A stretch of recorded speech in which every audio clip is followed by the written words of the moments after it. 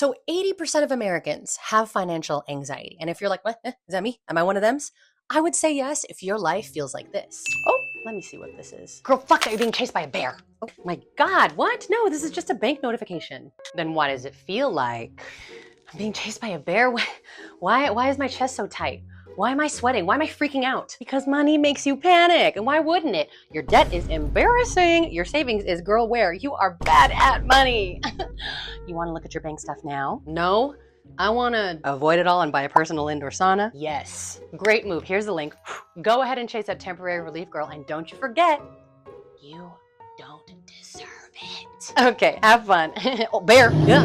I'm gonna stop us right there. Anyone else feeling triggered? Anyone? Yes, in the back? Remember that 80% stat? That means 5 bitches in a room, 4 of us feel like this. If you're feeling both seen and attacked, then this video is for you. We need to talk about why financial anxiety happens and where it comes from. As a money girly diagnosed with generalized anxiety, I have 3 solid ways to deal with it because more than anything, you should not be dealing with it alone. Okay, now, disclaimer.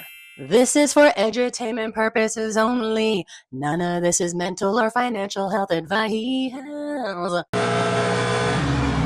I am just your rich auntie in training trying to get us to talk about important stuff. And if you want, I've got some solid recommendations for mental health resources later in the video, okay? Let's do this. Let's normalize it. Now, it's normal to worry about your finances if, say, you've just lost your job or gas prices jump unexpectedly because of a pending world war.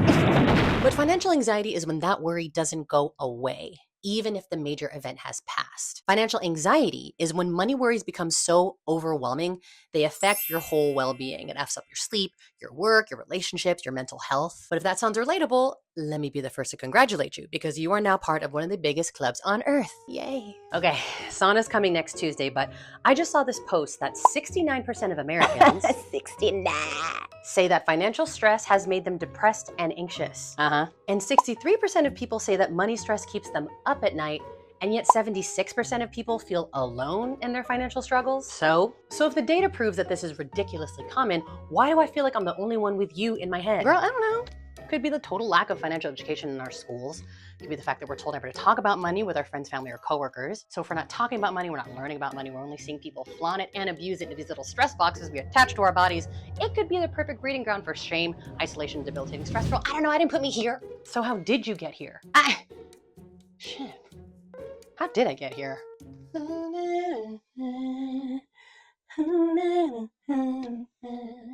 I've got some thoughts about that. Let's go. Where does she come from? Where does financial anxiety come from? First, we inherit it from the people who raised us, their relationship with money, their survival strategies that they passed down, sometimes without even realizing it. According to a study by Cambridge University, we form our financial attitudes by age 9. Okay, 9. And let's do the math together, you and me. If you're a millennial or something around there, you were 9 years old around 2008, watching our family deal with the Great Recession. Cool. And backing up even further, I am the daughter of 2 badass immigrants from the Philippines, one of which, my mother, is the most intense matriarch you can think of. She was raised in a province in Davao with 6 brothers and a single mom, also a fire-breathing matriarch, period. Both of these women had to fight tooth and mother effing nail to escape poverty, build new lives with 0 resources in a country that didn't even want them there and still doesn't want them here. And now with scientists digging deeper into how we can literally inherit trauma, I watched my parents hustle to make a life for us. But alongside that, I also watched them make a lot of confusing financial moves. Oh, I know. I mean, you go to the fridge, you open a Country Time butter container, it's yesterday's leftovers. But I'd also watch my parents gamble our money and buy brand name bags. That's all me.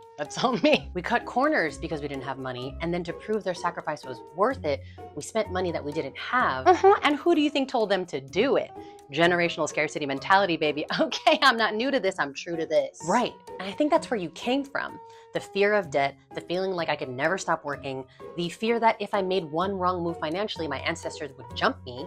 We've actually known you for generations. Is that why I'm wearing your mom's bra?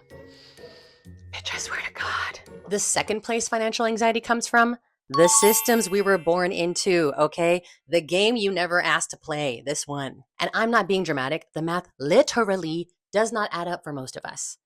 Just in the last 5 years, food prices have risen by 24%. Median rent has risen by 35%. Freaking car insurance is up 56%, and wages, wait for it, here it comes, generally stagnant. Cute. The job market is a roller coaster of nightmares, and in the grand circus that is capitalism, we need money to access safety, security, healthcare. So what happens when you literally don't make enough money to survive? The math does not math. No, the hell it doesn't. So your behavior is kind of justified. Yes, the hell it is. I'm a pretty reasonable response to the fact that your life has gotten hella more expensive, your pay isn't keeping up, and every time you open this little stress box of yours, you get hit with 1,000 reasons why capitalistic greed is eating everything you love. So we're not just being dramatic. No, dude, the feeling like the bear is chasing you, the bear is kind of real. And the bear is capitalism, the bear is all of it. Our third source of financial anxiety, your nervous system. The call is coming from inside the house. When your brain detects a threat, and because we need money to survive under capitalism, brokenness is absolutely a physiological threat, your brain goes into survival mode. And the brain doesn't really know the difference between being chased by a bear and being broke. Survival can look like a lot of things. It can look like overspending, aka getting into vicious cycles of retail therapy and then shame. It can look like hoarding, aka feeling like you can't give anything away or spend a single dollar, even if there's enough, because you're terrified of future emergencies. It can look like being excessively frugal and coupon obsessed. It can look like obsessively checking your finances, or it can look like avoidance. Our move was always avoiding our finances, which I'm literally just realizing was my mom's move too. Huh, you said what? I mean, is the sauna you ordered here yet? I knew you should have gotten rush shipping. I'm trying to say I understand you. Your move is like, if I don't see it, it won't hurt me. If I don't look at the debt, it doesn't exist. Exactly. Scarcity is scary, so we avoid, we don't discuss, we pay the minimums. We don't want to talk about it because if we talk about it, then it won't hurt us. This is the only move I know. I know. You weren't trying to make my life harder. You were just trying to protect me. Right. Protect you, the people before you, the ones who come after. Girl, I'm just doing the best with what I know. And none of us knew any better. So do we jump a congressman? Maybe the corrupt ones. Do we jump your mom? No. Financial anxiety is not the villain, okay? It's a totally reasonable reaction from your nervous system trying to work with the tools and the fuckery that it was given. But I have 3 ways that you can try to work with it instead. First step is to find a goal that's bigger than your fear of money. Anxiety is driven by fear, okay? She's driving that whip, which can be helpful data to point out when something's wrong. But as a generalized anxiety girly, let me tell you, when I'm stuck in my anxiety loops, there's only one thing that can break through. Excitement, like guttural desire, like pure vision-driven hype. You know how much I love hype. So ask yourself, what would you love for your money to do for you, right? What's a small or large goal that you would be so juiced to accomplish if you could just get your money right? I want to take my parents on a trip, somewhere they've always wanted to go.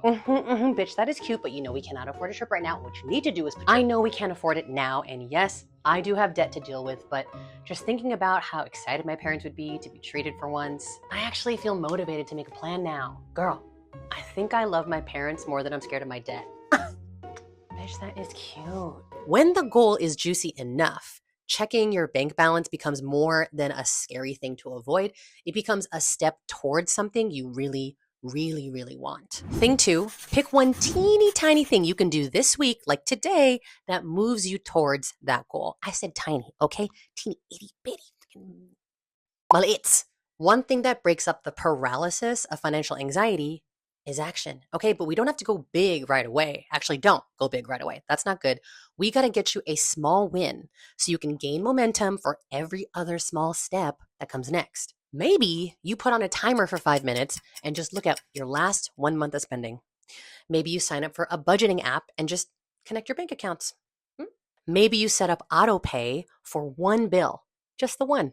Or maybe you open one high yield savings account. That's it. That's it for now. Small wins help build a habit of winning, which can snowball into bigger wins. And more importantly, it proves to your little anxiety-driven brain right there that you are in fact capable of doing the damn thing.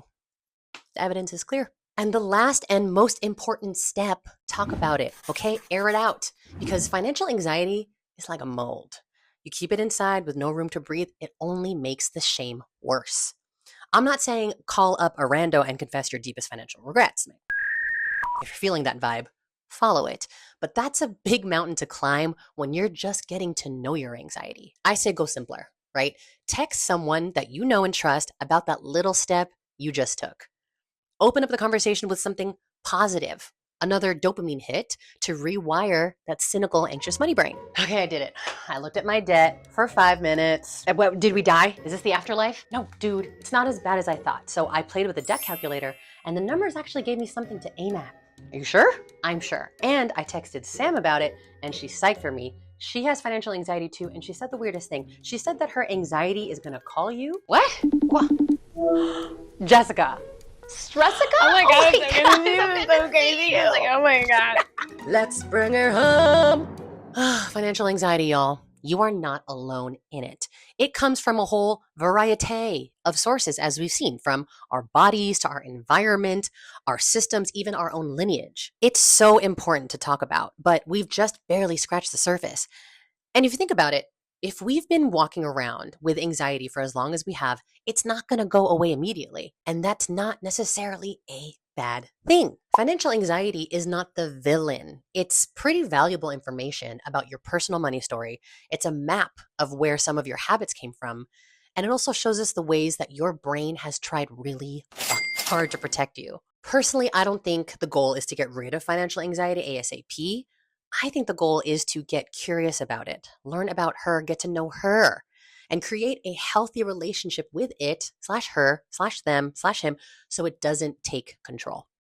Bitch, that is cute. If you're looking for more support, you can always talk to a mental health professional about how financial stress is affecting you. And specifically, you can find a financial therapist who can really dig into it with you. Yes, financial therapist is a thing. I would start off at financialtherapyassociation.org. There you can search for a certified financial therapist that fits your needs. You can filter.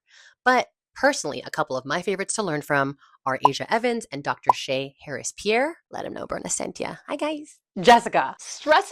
If this video hit somewhere in the bone marrow for you and you want more, drop a comment and let me know. What's one thing that you would love for your money to do for you? I want to hear it, duh. And if you want me to make videos about anything else, I want you to scream in the comments. Scream!